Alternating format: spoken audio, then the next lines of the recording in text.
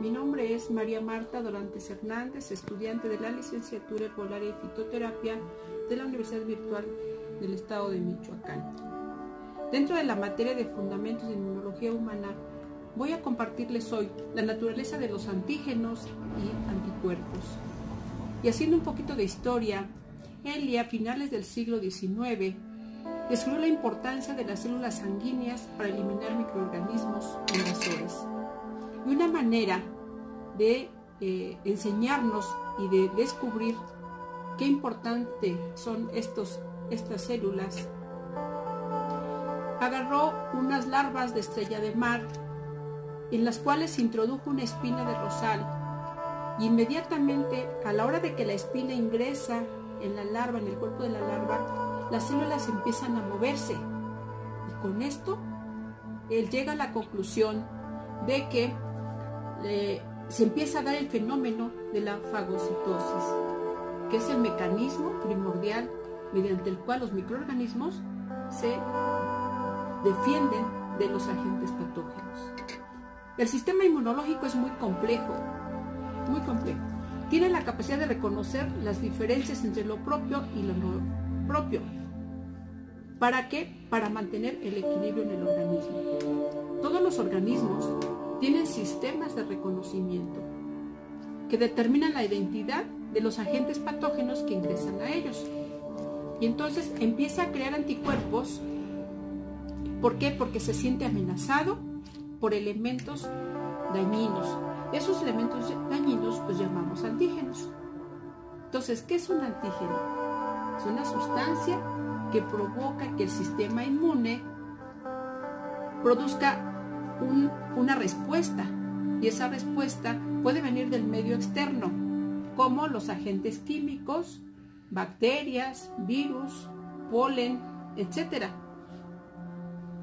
Y pueden formar parte del cuerpo, también como las toxinas. Esos también son anticuerpos que van a estar dentro del organismo. No todo el antígeno se una al anticuerpo, a veces se unen pequeñas partes, y cuando son esas pequeñas partes las vamos a llamar antígeno epitótopo. La zona del anticuerpo que se une al epitótopo se llama paratopo. En algunas ocasiones el antígeno puede unirse a un anticuerpo para poder provocar una respuesta inmune. Estas moléculas con actividad antigénica, pero sin actividad inmunogénica, reciben el nombre de aptenos. Si un apteno se une a una proteína grande, puede producir una inmunogenicidad. Tienen una estructura química. Todos estos tienen proteínas, tienen polisacáridos, tienen lípidos complejos y ácidos nucleicos.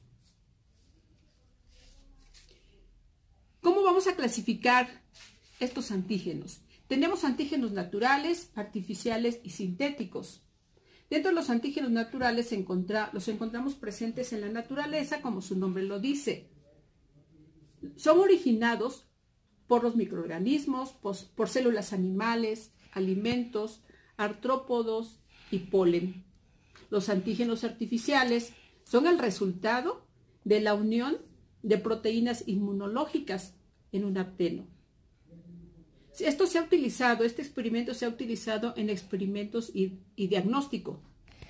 Algunos antígenos sintéticos los podemos ver en el laboratorio, como las vacunas que se han sintetizado en el laboratorio.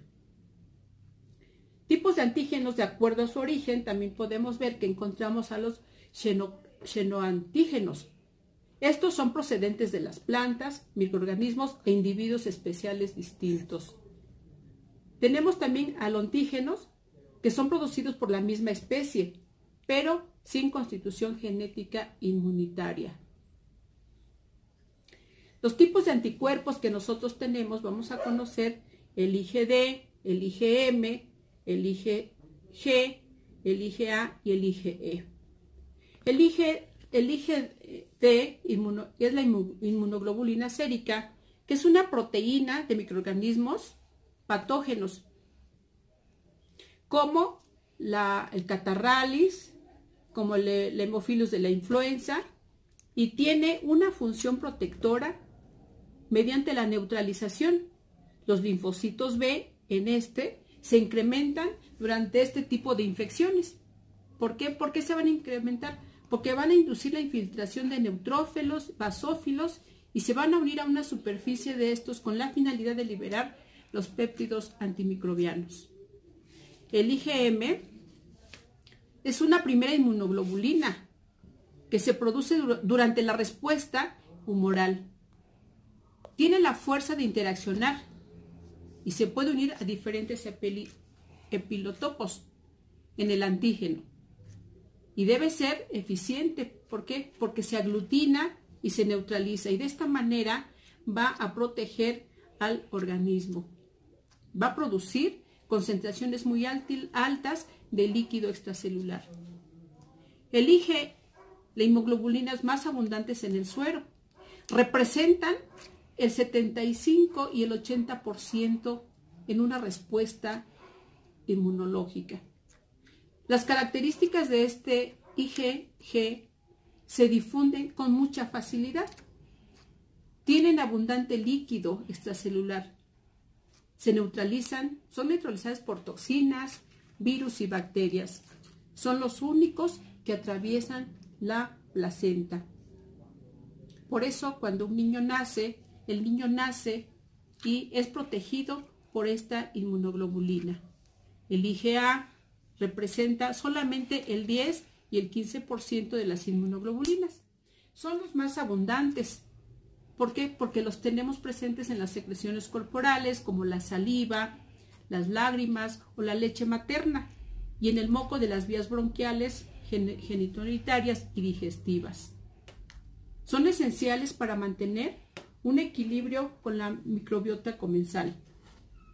Neutralizan las toxinas y previenen de infecciones mediante la exclusión de los microorganismos.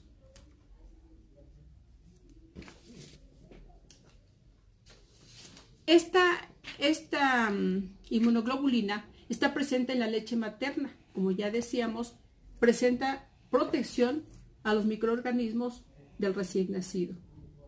Las funciones biológicas activadas son fagocitosis de bacterias y levaduras opsonizadas con IgA. El IgE tiene una alta concentración, el IgE tiene concentración sumamente bajita, a diferencia de las que acabamos de explicar. Estos anticuerpos y células están presentes en las mucosas, motivo por el cual constituyen la primera línea de defensa contra los microorganismos patógenos. En este momento les voy a presentar la estructura de cada una de ellas. Tenemos la estructura del IgD, como la podemos apreciar, se ve muy bonita. Tenemos la estructura del IgA,